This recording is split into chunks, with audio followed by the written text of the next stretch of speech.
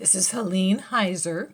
She is Tillie's niece-in-law. She was married to Al Heiser, Tillie's youngest nephew.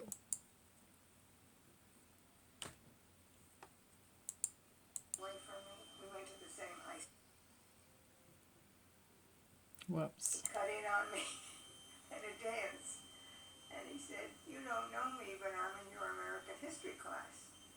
And that started it. And she came and visited when we were in high school in New York at the Park Central Hotel. And she had us all for dinner. Did Arthur mention that? No, he didn't mention it. He didn't mention that. But he doesn't remember. I do. They said she asked Al and Uncle Saul and Art to bring a girlfriend, and she made a spaghetti dinner for us, and then took us to a nightclub. We were very impressed. Is that the first time you met her? Her clothes in the closet. Yeah, I mean, she was very, very outgoing. So that's the first time you met her? Huh? That was the first time you met him? Yeah. I guess that was. And you were expecting to go out for dinner and she made you spaghetti instead? No, we knew she was going to cook spaghetti. She was the tomato queen, and she cooked spaghetti, and we had dinner there, and then we went to the nightclub. Do you remember what nightclub it was? Hmm? Do you remember what nightclub it was? That's what I've been trying to think what nightclub it was. But in those days, this was like in 1938, 38. In those days, nightclubs were very big. Very big. And we were very impressed. So that's fun. Now, I have seen... But the funny part of it is that each one of the girls that the boys brought to that dinner, they married. It was Lucy and June and myself. And you were all lovely ladies. Now, I've seen pictures of you with Tillie. In fact, I have one here with me. You were quite the dish. I mean, you still are, but you were a lovely young lady. Rumor has it from the gentlemen I've talked to Doc Weiss, I've talked to Harry Rose, and I've talked to Pat Stanko. They were all saying that Tillie might have been, and I don't know how you feel about this, a little bit jealous of the fact that you were this blonde, lovely. Their opinion was you were quite the knockout, and that Tillie... That she was jealous? Yes. They thought it was fairly clear. Who was she jealous of? You. You were quite the dish. No, I've seen pictures. I don't think so. I've seen pictures. I've seen pictures. You don't think so? But you're still a lovely lady. And again, I've seen... A lovely old lady. But no, I don't think she was jealous. She was, I think from that time on, she tried to improve her image. She had her, she lost weight. But I don't think she wasn't jealous. What was she to be jealous of? Of youth? Yes. That was the only thing. Yes. Yeah. And the fact that you were lovely. I know you don't remember talking to me, but I have a comment. I asked you and your husband who were Tillie's friends, and your comment was Tillie was not a woman's woman. She talked to her secretary and her hairdresser. Yes, exactly. One of her best friends was hairdresser. Do you remember her name? No. That's okay. You want me to go back all those years? No. No, but she did. She had a couple of friends who were hairdressers but she was not I can't picture her going to a club meeting or associating a great deal with women. Unless she was the center of attention? Okay. I interviewed Marion Jacobs also. Oh, yeah. Mm-hmm. And I was surprised. I don't know what you thought of Marion Jacobs? Yeah, I know her. What, Marion? Yes. And your thought thoughts on Marion? Marion is the one that took her to that breakfast Right. where she had her stroke or whatever you want to call it. In fact, I have a picture in there of Marion Jacobs and myself and Andrea. Marion's comment, which surprised me, was that her main concern at the hospital, she really didn't think Tillie was going to die. She was very worried about the jewelry. She's really She worried. was worried about Yeah. the jewelry. Yeah, she's worried about somebody taking Tillie's jewelry. Marion was. Yes. She said, I liked Tillie very much. She was my mentor, but Tillie was obsessed with being the center of attention. She seemed a little controlling and had an ego problem. I don't picture her that way. To me, she was just a very warm person. I Oh, mean, that's I nice. really, well, I don't picture her that way. Oh, good. And you picture her how? She was Al's aunt. I never pictured her as being the Almighty.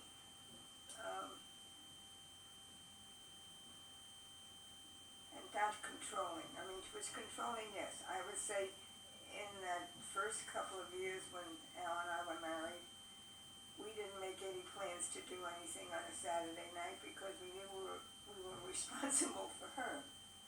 And I think it was only after she married Maya that we got a life. I didn't know that. And how were you responsible for her? For her, if there was something going on, taking her there, or responsible for her entertainment. I shouldn't say that, but we didn't make any plans. I mean, And how did she entertain you? I mean, did she take you places? She used to have dinner parties, lots of dinner parties. And they were fun dinner parties? They were extravagant? Oh yeah, yes, they were. Barbara remembers the place cards. Oh, I love the dinner parties. Tell me about the dinner I love parties. the Tell me. In other words, if she was having a dinner party, she expected Al and I to be there. See, because by this time, we were living in Stockton, and Art and Lucy were living in Modesto, so they were off the hook. But they were interesting. She had interesting people. Who would she have? Do you remember Fanny Bryce? Yes. Okay. Fanny Bryce had a gentleman friend called Harry Pilser, and she would have people like that. I mean, So you met Fanny Bryce? Mhm. You met Fanny Bryce? Yes. yes. Wonderful. But as I said, that was it. I remember, and then a lot of the friends of mine, she would have them too, like Betty and Harry. She would have them to her house. She was a big entertainer in those days. Then she became more of a recluse. And do you know what made the reclusiveness? What? Hmm? Why did she become reclusive, do you think? I don't know. I have to ask her. I'm trying. No, but she did. She became more into herself, I guess.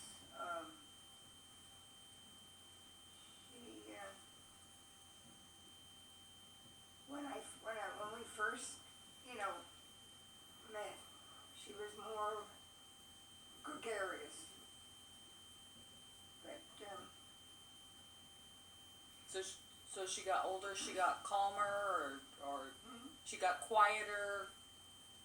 Was it business, you think, or? She lost that energy. It was like she didn't have that drive anymore, did she? I mean, she didn't have that kind of energy anymore.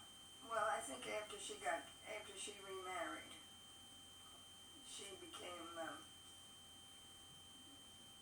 more involved with her husband, and we got more freedom. Well, prior to marrying Meyer, you had told me a story, and again, I realize you don't remember that we chatted, but maybe I looked younger or something then. You mentioned that at one time at one of your homes that she was hiding out from boyfriends. Yes, and that was Mr. Kipnis. He was a very, very wealthy man from Jacksonville, Florida, and who adored her, who was terribly jealous of Maya, and Maya was jealous of him, I guess, I don't know. But she liked the intrigue. See, we lived in the little house next to the big house, and I remember her coming over and hiding out because she didn't want them to find her. It was just, it was childish of her. She didn't have to do things like that. But Mr. Kipnis was married. Yeah. So He was never going to, I don't think, divorce his wife to marry her, but he was very involved with her. I think financially he helped her in the business, and he was very,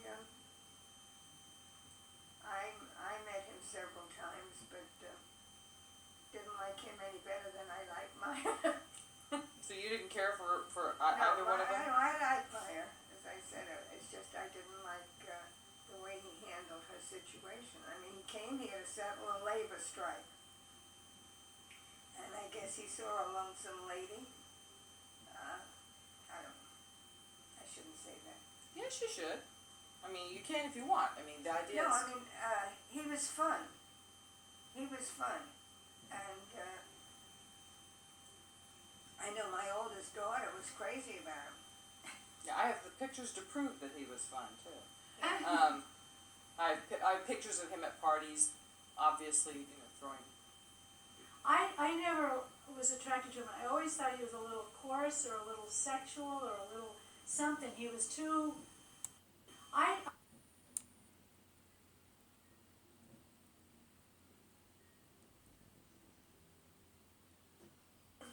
The relationship between Grandma B and Aunt Chips, they didn't have much of a relationship later on. I mean, No, I don't think they did. As sisters, they didn't. No. But then they were very different, and then Grandma B shared her sons with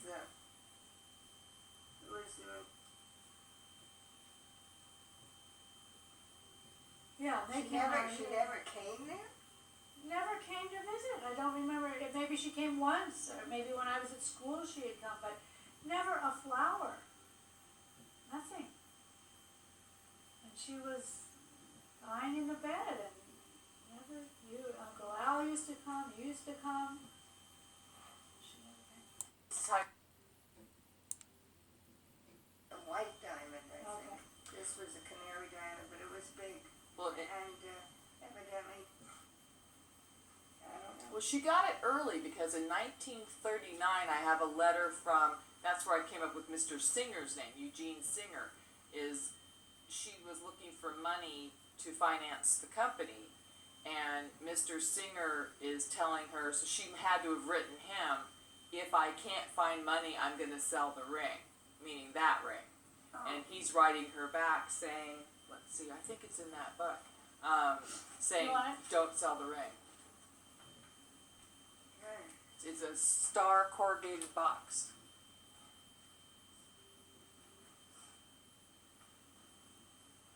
Star corrugated box. That's the, Did I give it you back? know, I did her secretarial work for her Well, tell me about that. for 2 years. I brought this as a memory tipple. So you you were a secretary, you did what? At the plant. No, when Al and I first got married, I had to go to college because my father said, you can get married if you promise me you'll finish school. And so I went to his college. And what I'm doing is I'm blowing these pictures up gigantic poster size and putting them all around me when I'm doing my Oh, you're gonna do Tillie things. Lewis thing, yeah. She's the only woman with all these men. I know. Again and again and again. That's, Is that an orchid in her hair or what? looks like it, huh? Or a bird?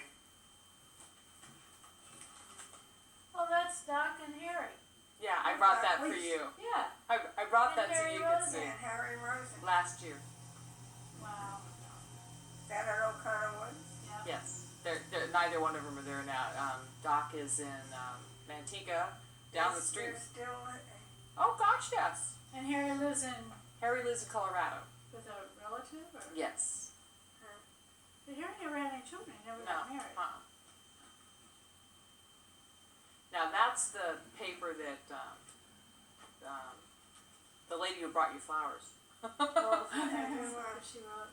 no, I was just thinking that box company's singing. He got her money because I went through the Oh, he got her money. yeah. Well, she needed more money to expand, Yes. to do something else with. Yes. Well, you'd think these men would have had a clue. You know, that here she's got all these men doing all these things for her. You would think that they would think, well, I'm just one more man who's doing something for her. Right? What Doc said and Harry Rosen said, who were not involved with her romantically. No, she didn't have any aspirations for them. No, but they adored her, and they said it was a different time, and she, for some of us in the middle of the Depression, she saved us. I mean, just plain old fashioned saved us. We had no jobs. There was no money. There was nothing. And here comes this little gal who's going to give Jews and Chinese and Japanese and deaf people. She gave us all jobs and chances, and she promoted women. Rosie, she sent her to Berkeley and got her an education.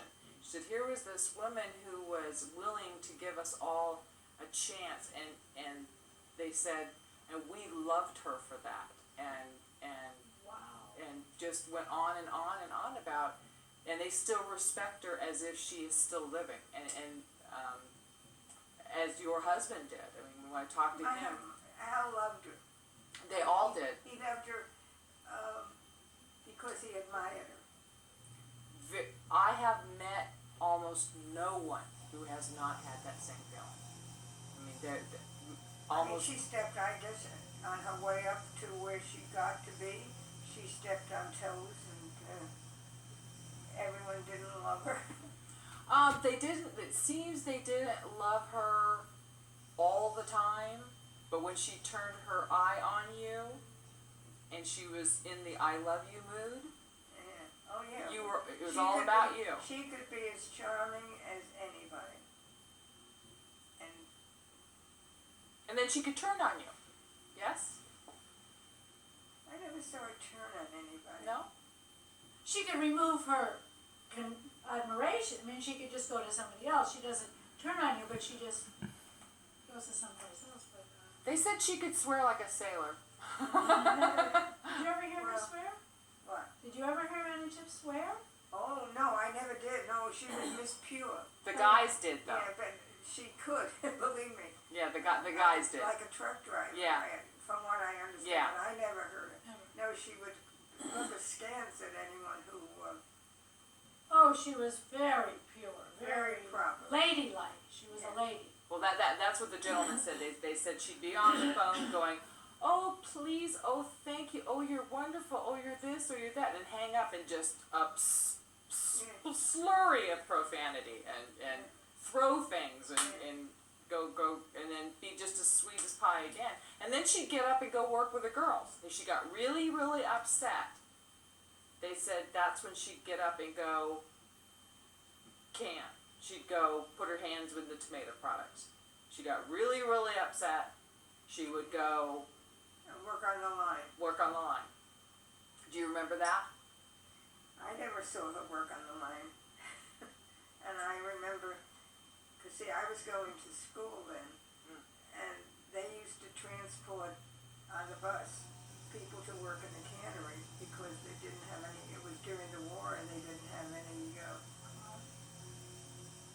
she had innovations like she bussed people in. She did daycare to get workers there. Daycare.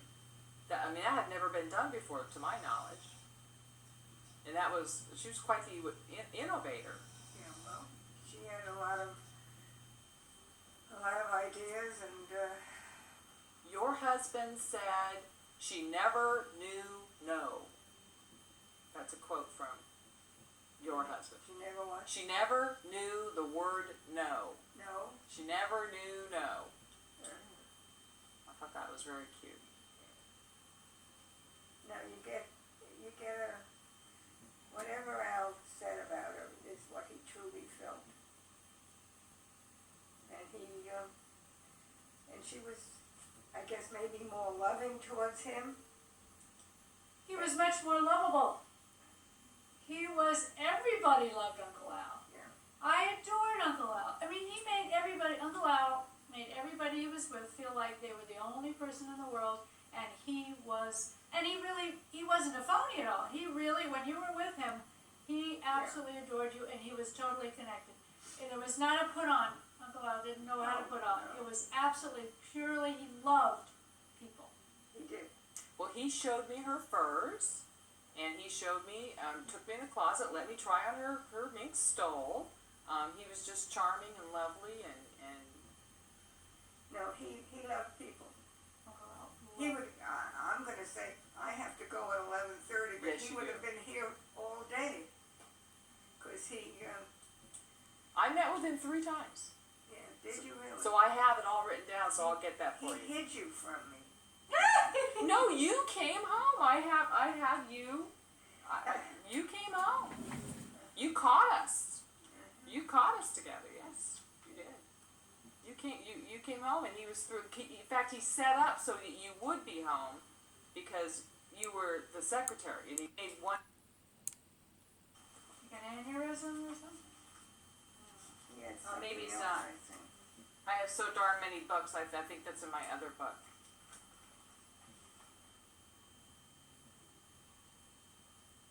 Yeah, I've got the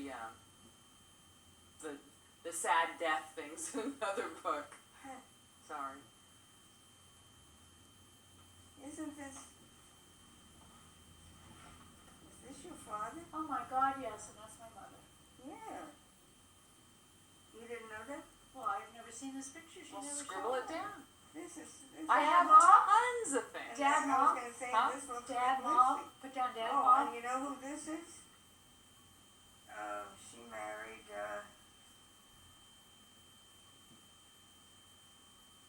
she gave the wedding for this one. See, she was very good to help. Just like she had a secretary, and when the secretary got married, she put on the wedding. She was very, very good to her help, whether it was help at home or help in the office. Very good. Is it true? I heard a story that she didn't like Aaliyah Martin's hair, and she told her about it and brought her bobby pins. I have a story that somebody I would believe it. and Aaliyah went, "I'm not having anything to do with that." No, I don't know. She wouldn't listen to her, so she came in with a comb and a brush and bobby pins. I She could do believe that. it. Yeah, she Yes, could she do would that. do that. Those are the things. Yeah. And the story about the nun sending money to a church and a nun, that might be true too. I heard about that because the church did loan her money. Even the Catholic Church. I have a note that yeah. And to finish up, anything you'd like to say in closing? Because I know you gotta go. What time is it? It's probably time for you to go. 11:35. Oh, 11:35. In closing, what would you say?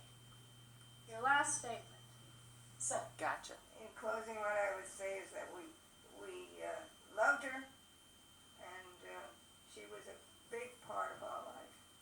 Well, thank you. Big part. huge. A huge part. I mean, she.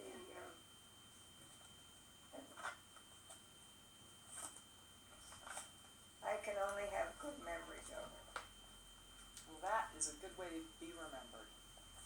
You know, and even Dad only has good memories of her. I mean, he only said nice things about her, and he said you have to understand her and what she had to go through, and she did wonderful things. My father wouldn't say anything, not one thing, that wasn't nice.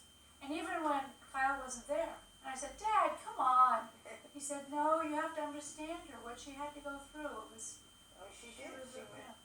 She so had, his memories are all kind of whitewashed. yeah, he only thinks, He I always remember said they had some rough times. they had huge rough Yeah, times. yeah. I remember every night coming home in the busy season. It was just Oh, I know.